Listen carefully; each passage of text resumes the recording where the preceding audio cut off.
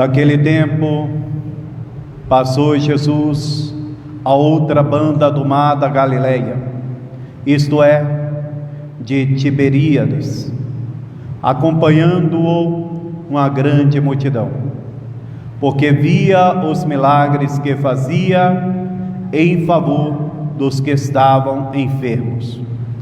Subiu, pois, Jesus ao monte e sentou-se ali com seus discípulos. Ora, a Páscoa, a festa dos judeus, estava próxima. Jesus, então, tendo levantado os olhos e vendo que vinha ter com ele uma grande multidão, disse a Filipe: onde compraremos nós pão para dar de comer a esta gente? Dizia, porém, isto para o experimentar, pois bem sabia o que havia de fazer. Respondeu-lhe Filipe: 200 dinheiros de pão não bastam para que cada um receba um pequeno bocado. Um de seus discípulos, André, irmão de Simão Pedro, disse-lhe: está aqui um rapaz que tem 5 pães de cevada e 2 peixes. Mas que é isto para tanta gente? Jesus, porém, disse: fazei sentar esta gente. Naquele lugar havia muito feno. Sentaram-se, pois, em número de cerca de 5.000 homens. Então Jesus tomou os pães e, tendo dado graça, distribuiu-os aos que estavam sentados, e igualmente os peixes, quanto eles queriam. Uma vez saciados, disse a seus discípulos: recolhei os pedaços que sobraram, para que se não percam. Recolheram-nos eles e encheram 12 cestos com os pedaços dos 5 pães de cevada, que sobraram aos que tinham comido. Vendo então aqueles homens o milagre que Jesus fizera, diziam: este é verdadeiramente o profeta que deve vir ao mundo. Jesus, porém, sabendo que o viriam arrebatar para o fazerem rei, retirou-se de novo sozinho para o monte.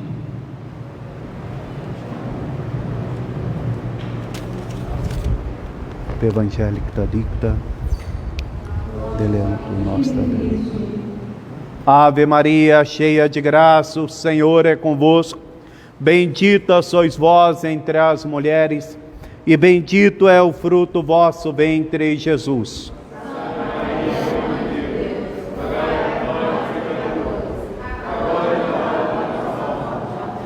Nossa Senhora do Rosário de Fátima, em nome do Pai, do Filho e do Espírito Santo. Amém.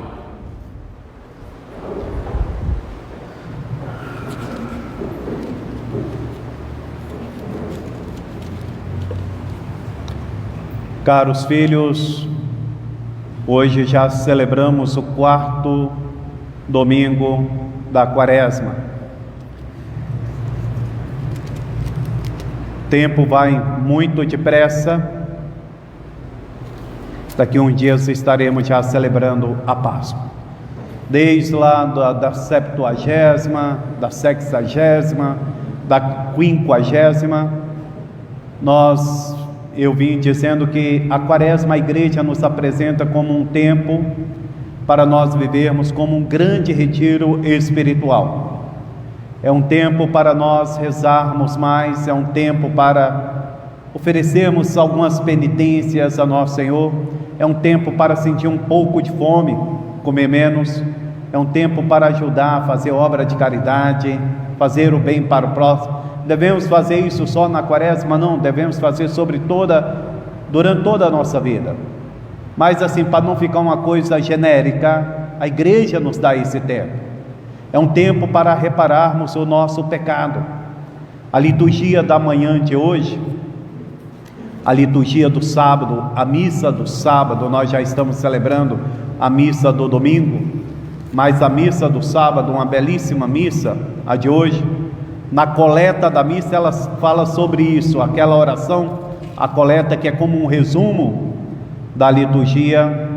A coleta do sábado de hoje diz assim: fazei, Senhor onipotente, que macerando o corpo pela abstinência no comer, pratiquemos a justiça pelo jejum no pecar. Pelo jejum no pecar. Então assim, essa ideia, né, do sacrifício, da penitência, né, como uma reparação do pecado, castigando o corpo, quando vai dizer São Paulo que devemos trazer em escravidão o nosso corpo, né, para fortificar a nossa vontade, para jejuar no pecado, ou seja, para não pecar, diminuir o pecado, para tirar o pecado da nossa vida. A igreja sempre viu essa questão da penitência, essa questão da mortificação, são vários motivos, e um deles é esse de fortificar a nossa vontade para sermos fortes nas tentações, e um deles também é para reparar o mal feito. Todo mundo que está aqui, todos nós, algum pecado nós já cometemos nessa vida, e esse mal tem que ser reparado. Mesmo confessando, a culpa é perdoada, mas fica uma pena a ser paga. Ou nós vamos pagar nessa vida com a oração, é o que a igreja nos pede agora no tempo da quaresma, orar mais, com a penitência, é o que a igreja nos pede nesse tempo da quaresma, fazer mais penitência. Nós estamos celebrando aqui todos os dias a missa, e todos os dias eu leio a tradução da coleta da missa, e praticamente todos os dias fala de jejum, fala de mortificação, fala de castigar o corpo. É um tempo que a igreja nos dá para fazer penitência e pela caridade, fazer o bem ao próximo. Fazer o bem não é só dar coisa para o próximo, também dar uma cesta básica para uma família pobre, ajudar uma pessoa que está passando necessidade, socorrer uma pessoa que está precisando ir para o hospital, também isso. Mas não é só isso. Rezar pelos pecadores, oferecer penitência pela conversão dos pecadores. Então tudo isso é caridade, e tudo isso feito por amor de Deus. A caridade é o amor de Deus, que deve, por amor dele, nos levar a amar também o próximo, que deve nos levar a amar o próximo. Então devemos viver essa quaresma como um grande retiro espiritual. O problema é que o tempo passa rápido demais. Estamos já no 4º domingo. E como você tem vivido até agora essa quaresma? O que é que você tem dado a Deus a mais nessa quaresma? Como tem sido a tua oração? Como tem sido a tua penitência? Como tem sido a tua caridade? O perigo é de passar uma quaresma sem fazer nada de diferente, e o perigo é passar a vida toda assim, sem um esforço maior, sem rezar mais, sem um espírito de sacrifício, de mortificação, sem caridade, e terminar a vida assim, filhos, porque o tempo passa muito depressa. Daqui uns dias acaba a quaresma, vem a Páscoa, e passa a Páscoa, e vem a quaresma do próximo ano, e a nossa vida vai passando, chega a hora da morte. E como é que nós vamos nos apresentar diante de Deus? Então vamos aproveitar a graça. Se até agora eu não fiz nada assim de mais forte, ainda estamos em tempo. Pode fazer ainda. Rezar mais, caridade, penitência, algum sacrifício, e por amor de Deus. Nesse 4º domingo da quaresma, é conhecido como domingo letare, por isso que nós temos as flores no altar. Hoje a igreja permite que o instrumento musical seja usado com mais força. É previsto também hoje o paramento. Uma cor diferente seria um paramento rosáceo, um paramento um pouco assim, um roxo, menos, com um tom mais fraco, quase como se fosse um rosa, que vai nos remeter à alegria. Letare, rejubila Jerusalém. Esse nome desse domingo de hoje vem do introito da missa. letare Jerusalém. Diz assim no português: rejubila Jerusalém, e vós todos os que amais, reuni-vos para partilhar do seu júbilo, regozijai-vos com ela de prazer. Vós que tendes vivido na tristeza, porque sereis saciados de consolações abundantes. Alegrai-vos naquilo, alegrei-me naquilo que me foi dito. Iremos para a casa do Senhor. Rejubila Jerusalém, e vós todos os que amais, reuni-vos para partilhar do seu júbilo. Regozijai-vos com ela de prazer, vós que tendes vivido na tristeza, porque sereis saciados de consolações abundantes. É a igreja que nos convida no meio da quaresma ao júbilo, à alegria. E qual é o motivo da nossa alegria? O motivo da nossa alegria é porque se aproxima a grande festa da Páscoa. O motivo da nossa alegria é que nós estamos nos aproximando da Sexta-feira Santa. O motivo da nossa alegria é que nós vamos viver daqui a um dia o maior acontecimento da história da humanidade, a morte de um Deus na cruz por nós. E como se alegrar com a morte de um Deus? Nós nos alegramos porque com a morte dele ele nos salvou, porque com a morte dele ele nos libertou do inferno, porque com a morte dele ele abriu para nós as portas do céu, porque com a morte dele nós temos, pela sua morte, nós temos acesso ao Pai, porque pela sua morte nós temos o perdão dos nossos pecados. É esse o motivo da nossa alegria. É por isso que a igreja nos convida ao júbilo, à alegria, porque nós estamos para celebrar, repito, o maior acontecimento da história da humanidade, a morte do Filho de Deus por nós. Algo muito forte, algo que não deixa de ter a sua tristeza, o seu aspecto triste. Por causa do nosso pecado ele morreu, mas ele morreu porque nos ama.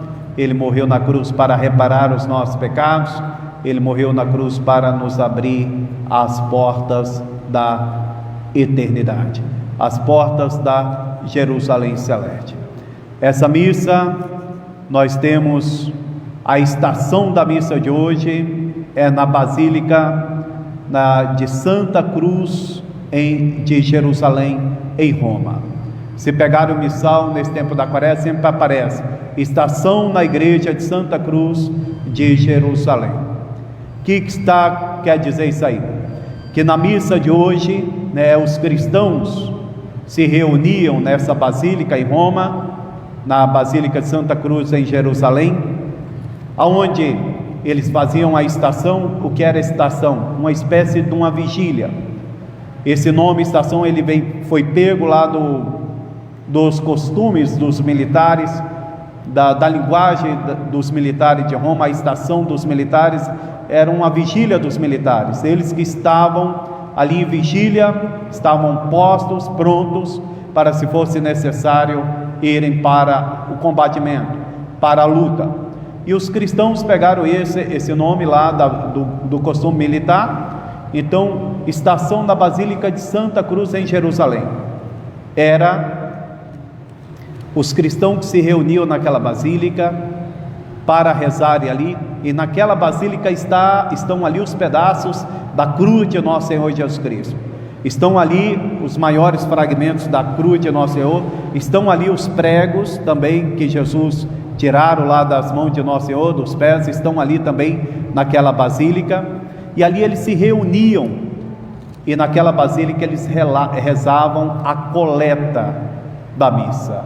A coleta da missa. A coleta é como o resumo da liturgia de hoje, e a coleta de hoje diz assim: concedei, Senhor onipotente, que nós que somos merecidamente castigados pela nossa má conduta, encontremos refrigério na paz da vossa graça. Então essa oração era feita na basílica, e depois os cristãos saíam em procissão com o Papa, os bispos, os padres, os religiosos, os fiéis, saíam em procissão, iam para outra igreja, e na outra igreja terminavam para uma outra basílica, uma outra igreja, e lá terminavam o santo sacrifício da missa. O santo sacrifício da missa. Então essa liturgia de hoje rejubila Jerusalém, começava ali na Basílica de Santa Cruz em Jerusalém, onde estão os fragmentos da cruz de nosso Senhor Jesus Cristo. E o motivo da alegria, a igreja nos chama à alegria, nos convida à alegria pela morte, porque nos aproximamos do tríodo pascal, porque nos aproximamos da morte do nosso Senhor Jesus Cristo, porque nos aproximamos da sua ressurreição. Vivendo o tríodo pascal, nós não estaremos simplesmente recordando um passado, mas nós estaremos vivendo os maiores mistérios da nossa fé. Estaremos vivendo os maiores acontecimentos da história da humanidade. Filho de Deus pregado na cruz, o Filho de Deus morto, o Filho de Deus que vence a morte. Morreu naquela cruz porque nos ama. Morreu naquela cruz para nos dar a vida. Morreu naquela cruz para nos arrancar do pecado. Morreu naquela cruz para perdoar os nossos pecados, para nos libertar de uma perdição eterna, para nos libertar do demônio. Morreu na cruz, derramou todo o sangue na cruz para lavar as nossas misérias, os nossos pecados, e venceu a morte, vive para nos fazer viver com Ele eternamente na glória eterna. Venceu a morte para nos fazer viver com Ele na Jerusalém celeste. Venceu a morte e subiu aos céus, para que nós também um dia possamos subir aos céus, para estar com o Pai, estar com Ele, o Filho, estarmos com o Espírito Santo, com Nossa Senhora, com os anjos e os santos de Deus na Jerusalém celeste. Esse é o motivo da nossa alegria, essa verdade maravilhosa. Nós temos um Deus que nos ama, nós temos um Deus que nos ama. Às vezes podemos cair naquela tentação, ou menos pode aparecer para nós quando as coisas apertam, quando a vida se faz difícil, quando, sei lá, nós vemos tudo escuro, parece que tudo é trevas. Por exemplo, num momento difícil, quando nós estamos passando, onde o mundo vive aí no pânico, no medo, na angústia, na desconfiança, e para muitos pode vir aquela incerteza, mas será que esse Deus nos ama mesmo? Será que esse Deus cuida de nós? Será que esse Deus realmente quer o nosso bem? Parece que Ele está lá de braço cruzado, nos assistindo nessa batalha, nessa luta, nessas mortes aqui na terra. Mas não é assim, não é verdade. Ele nos ama, Ele já mostrou que nos ama, Ele quer o nosso bem. Ele se fez homem, morreu naquela cruz para nos salvar. Ele teve os seus membros pregados naquela cruz, quis assumir aquela carne, quis ter aquele sangue para derramar na cruz, para nos mostrar o tanto que Ele nos ama, o quanto que Ele nos quer bem. E por isso nós nunca devemos nos desesperar, por isso que nós nunca devemos ceder ao desespero, à angústia, a um medo. Caros filhos, nós não fomos criados para essa terra, não é aqui o nosso céu, não é aqui o nosso céu, não é aqui a nossa pátria, não é aqui a nossa casa. Deus não nos prometeu uma felicidade aqui nesse mundo, a felicidade plena, e também não nos prometeu uma vida tranquila demais aqui nessa terra. Não encontramos isso no Evangelho. Ele nos promete uma felicidade sim, na vida eterna, no céu, na Jerusalém celeste. Para isso Ele morreu, por isso Ele derramou o seu sangue, para nos dar a vida eterna. O que deve encher o nosso coração de paz, de confiança, de serenidade, é a fé nesse Deus, é a fé na vida eterna. Se você não crê na vida eterna, se o homem crê só nessa vida, aí sim é desespero, porque a morte parece estar muito perto de nós mesmos, e ela vai chegar de um jeito ou de outro. Se não se crê na vida eterna, se só vive para essa terra, se coloca toda a esperança só nesse mundo, se coloca toda a sua alegria só nessa terra, nas coisas desse mundo, aí é o desespero mesmo, porque esse mundo está ruim, está difícil. Para onde nós olhamos só vemos coisas erradas, e ainda temos aí essa realidade do coronavírus, que não é o único mal do mundo, tem outros males piores. E quais são esses males? São os pecados, são os crimes contra a vida humana, são os crimes contra as pessoas, é o abandono da fé, é a destruição da família, é a destruição, a desacralização dos valores. Tudo isso é muito pior do que esse tal desse coronavírus, mas existe esse mal também desse coronavírus. E se nós colocarmos a nossa esperança, se nós pensarmos que o nosso céu aqui nessa terra, que toda a felicidade nossa vai ser nesse mundo, aí é o desespero.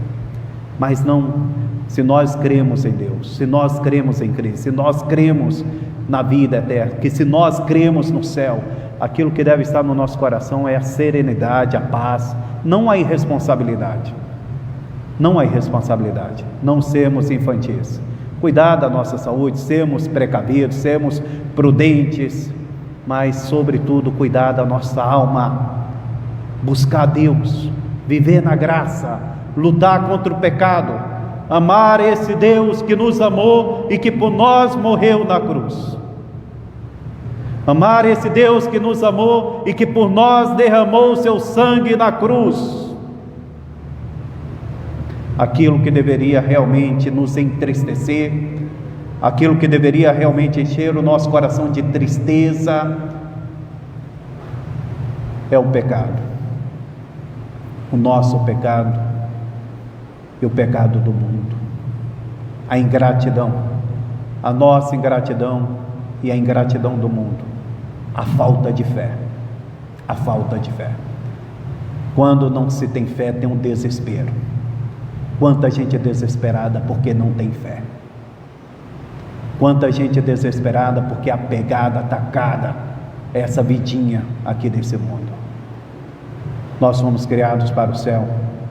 Nós fomos criados para a vida eterna. Nós fomos criados para Jerusalém celeste.